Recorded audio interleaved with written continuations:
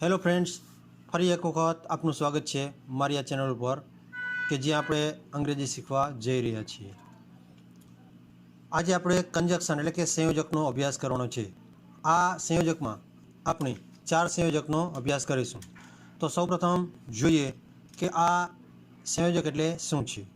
સંયોજક એટલે વાક્યમાં રહેલ કર્તા, ક્રિયાપદ, કર્મ, અન્ય શબ્દો, શબ્દ સમૂહ અથવા વાક્યને જોડવા માટે વપરાતો શબ્દ।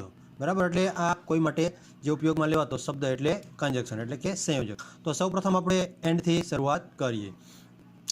એન્ડનો અર્થ થાય છે અને, સરખાપણું હોય ત્યારે વપરાય છે અને વાક્યની વચ્ચે જ વપરાય છે। બરાબર, ખાસ યાદ રાખશું કે સરખાપણું કંઈક હોવું જરૂરી છે અને વાક્યની વચ્ચે તે આવે છે। એક્ઝામ્પલ જોઈએ, Devi reads a story book, Gauri reads a story book. ચાલો આ વાક્યમાં જોશું કે કર્તા છે તે બંને અલગ છે, તો આપણે આ વાક્યમાં કર્તા છે તેને જોડીશું અને બાકીનું વાક્ય જે સરખું છે તેને એક સાથે રાખીશું। Devi and Gauri read a story book. બરાબર, એટલે ખ્યાલ આવશે આપણને કે જે સરખું વાક્ય છે, સમાન વાક્ય, તેને કોમન કર્યું છે અને બાકીના બંને શબ્દો જે છે તેને આપણે જોડી દીધા છે। બીજું example, he reads a book, he rights a book. આ વાક્યમાં જોશું તો ક્રિયાપદ છે તે બંનેમાં અલગ છે, તો આપણે તેને એન્ડથી જોડીશું। He reads and writes a book. Number 3, Rahul eats a banana, he eats an Apple.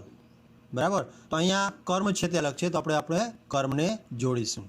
Rahul it's a banana and an apple. ચાલો ત્યારબાદ બટ, કે જેનો અર્થ થાય છે પણ।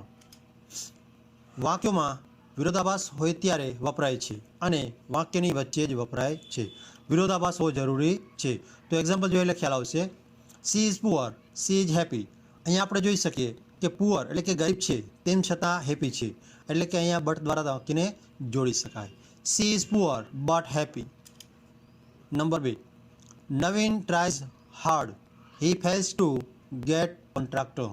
બરાબર, તો અહીંયા પણ એવું છે કે સખત પ્રયત્નો કરવા છતાં તેને નિષ્ફળતા મળેલી છે, તો વાક્યને આપણે જોડીએ, Naveen try hard but fail to get contract. તેના પછી અધરવાઇઝ કે ઓર, જેનો અર્થ થાય છે કે અથવા। પસંદગી, ચેતવણી, ધમકીનો ભાવ સૂચવવા માટે વપરાય છે અને વાક્યની વચ્ચે જ આવે છે। બરાબર, એટલે આ 3 રીતે અલગ અલગ વપરાય છે, તેનો આપણે એક્ઝામ્પલ દ્વારા અભ્યાસ કરીએ। They take coffee, they take tea. બરાબર, તો અહીંયા 2 વસ્તુ છે, બેમાંથી એક પસંદગીની વાત આવશે। They take coffee or tea. બરાબર, એટલે બેમાંથી એક લેશે। બીજું, સિટ ડાઉન, ગો આઉટ। અહીંયા ચેતવણી આપવામાં આવી છે, બેસી જાઓ, અને બીજું વાક્ય છે ગો આઉટ, બહાર જાઓ। તો શું કહે છું તેને બનાવીએ આપણે, તો સિટ ડાઉન ઓર ગો આઉટ, કાં બેસી જાઓ અથવા બહાર જાઓ, ચેતવણી સ્વરૂપે આપેલું છે।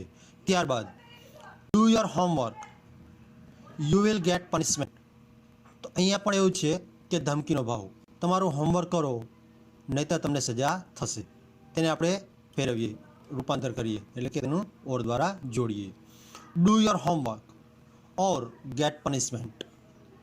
બરાબર, તો આ રીતે આ વાક્યો છે તેને અલગ અલગ રીતે જોડી અને કંજક્શનનો ઉપયોગ કરવામાં આવે છે। જો આપ સૌને અમારી ચેનલની અંદર રજૂ કરેલા વિડીયો છે તે પસંદ આવ્યા હોય તો તેને શેર કરો, લાઈક કરો અને સબસ્ક્રાઈબ કરો।